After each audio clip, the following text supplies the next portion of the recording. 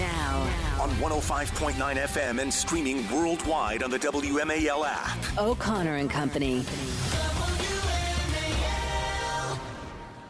It's 8:06 here as we venture into our fourth hour of 4 hours of broadcasting this morning. Thanks for being part of what we do. And if you missed any of it, go ahead and subscribe, if you could, to our podcast. I just looked at our rankings on the podcast list, and it's starting to shoot up here, Julie, because I'm reminding everybody that they should subscribe and download our podcast so you can catch what you missed. Because we don't expect everyone to listen all 4 hours.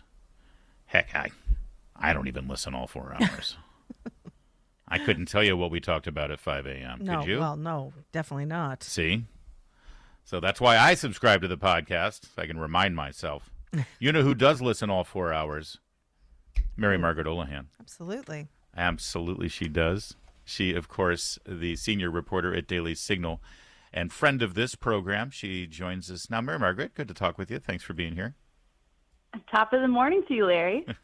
Well, it's actually the top was at 5 in the morning, but I appreciate the Irishness of your greeting. Mary Margaret, yesterday, some of your best work occurs standing out in front of the Supreme Court and interviewing protesters and counter-protesters. One specifically really stuck out to me. This is Elizabeth Gillette. You spoke with her as she told her story about the so-called abortion pill. While lawyers were arguing the case inside the Supreme Court, you heard this. The abortion drug was not safe, and it wasn't easy like they told me it was going to be. They said it was going to be like a double period, and that just wasn't true. I'm here because in 2010, I was prescribed the abortion drugs, and I was not prepared for how severe and devastating those drugs were going to be. And I found myself on the bathroom floor, covered in a pool of blood. It actually got much more vivid and much more graphic, and we're going to hold on to that for now. But Mary Margaret, this appears to be indicative of many of the things you heard about the women who are out there saying, no, this thing needs to be controlled. Yes, that's very true. And I think these stories of abortion pill victims are so important because those on the left that are pushing full access to chemical abortion drugs would rather that no one heard these stories. And so that's why my colleagues and I were at the Supreme Court yesterday giving a voice to these women, because they exist and they have PTSD and trauma from their experiences taking these chemical abortion drugs. They were lied to about them.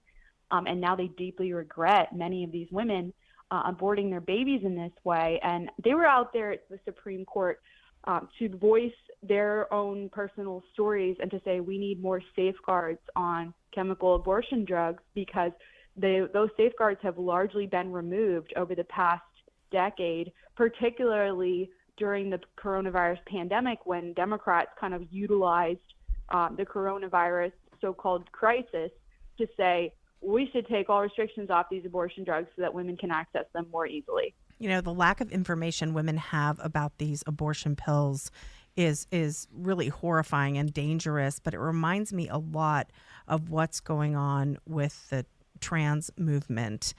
You wrote a book about this, or it's coming out, the D-Trans, the true stories of escaping the gender ideology cult.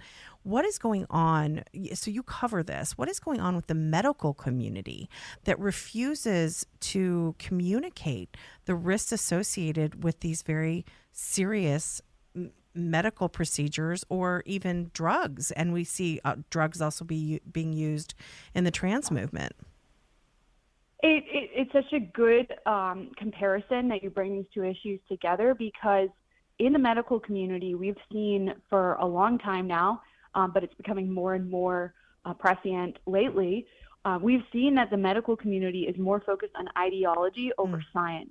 And we saw that during COVID, and we see that with the trans issues, and we see that with abortion and chemical abortion. Doctors, in the same way that we're seeing crises in the plane industry and in our infrastructure, we're also seeing these crises in the medical community where all this woke ideology and the far left ideas on gender are being infused into places that they should not be, such as science and healthcare. So whereas a girl should be able to go to her doctor when she's taking testosterone and say, I'm really suffering from this testosterone, can you help me? The doctor nowadays will say, oh, well, if you think you're a man, you must be a man. And he's going to pretend that she's not taking testosterone, that she just has male problems, and so he's going to treat her like that. And that blows my mind.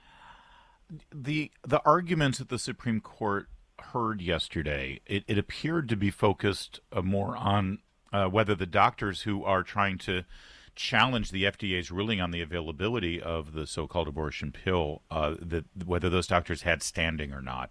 It didn't really get into the issues of what this pill does and whether there's appropriate regulations on whether the medical industry should be actually doing better care for the women, right? Or am I misreading exactly how these arguments went? No, you're right, Larry. It's nuanced, and they did particularly dive into whether the doctors had standing in their case. The main plaintiff in this case, which is represented by the Alliance Defending Freedom, is Dr. Christina Francis. She is a pro-life OBGYN, and I don't know if you two got a chance to see it, but she went on CNN last night with her lawyer, and during an interview with Caitlin Collins actually tried to tell Dr. Christina Francis that she tried to gotcha her. So she said, just to be clear, you've never had to go to the emergency room to perform an abortion for someone who had complications from taking chemical abortion drugs. And Dr. Christina Francis said on air, actually, yes, I have had to go to the emergency room to remove the mangled body parts of a baby that had died during a chemical abortion. And so, that's a really interesting interview. I think that Collins and other mainstream or establishment media types would like people to believe that there are no doctors that are put in compromising positions and having to deal with the end result of a chemical abortion, which is part of the argument that chemical abortions often result in surgical complications. So they're not as safe as everyone is saying they are. But this all plays into it. It's very nuanced and complicated. Yeah. We'll have to take a look at that. I didn't see that, and it's a good lesson for Caitlin Collins, that whole, don't ask the question you don't already know the answer to but on live television. I just want to say, there on so many things having to do with women's reproductive health, women are not told from, I remember when I was a very young woman and I had gotten married, no doctor, during my gynecological appointments talked to me about fertility, talked to me about my age, talked to me about if you want to have kids, you better get going. It was all just a mystery. And in fact, culturally, I was told, you have plenty of time, work on that career. Talk to me a little bit about how in every aspect of women's reproductive area, women are left in the dark, and especially young women. And I think that's particularly horrible for young women to be left to figure it out on their own. You're absolutely correct. And I think that women are lied to on many levels nowadays. Chiefly that lie that you shouldn't be focusing on the things that matter. You should be focusing on career, and you have all the time in the world to eventually have a family, which is biologically and just factually inaccurate. You do not have all the time in the world to have a family. And we all know that this feminist lie that is sold to many women is beginning to come to light, I think, largely thanks to social media and in a large part to Gen Z's kind of awakening here as to all of this nonsense they're being fed and maybe what actually matters. That's why you see such a resurgence of this trad movement lately, which not all of it is good, but a lot of it is young people being drawn to the ideas of loving family and a cohesive family unit and serving other people. And I think that's really great. It's a really promising return. And if we can hang on to the good parts of that and get rid of some of the more extreme LARPy parts of it, I think that would be a great sign for our culture. Yeah, Mary Margaret, thank you for doing that great work at the Supreme Court yesterday. Where can people find your videos and your reporting that you did for Daily Signal?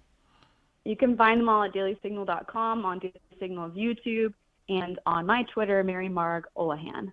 Well, and one thing we've learned here over the years is regardless of what the Supreme Court does, regardless of the existence of Roe v. Wade, ultimately, the way we're going to change what's happening in this country with regard to the unborn human beings that are still facing a death sentence in so many ways, the way is to tell these stories and get the stories out here. That's what you're doing, and it's frankly more important than what happened inside the Supreme Court yesterday. So thank you for doing it.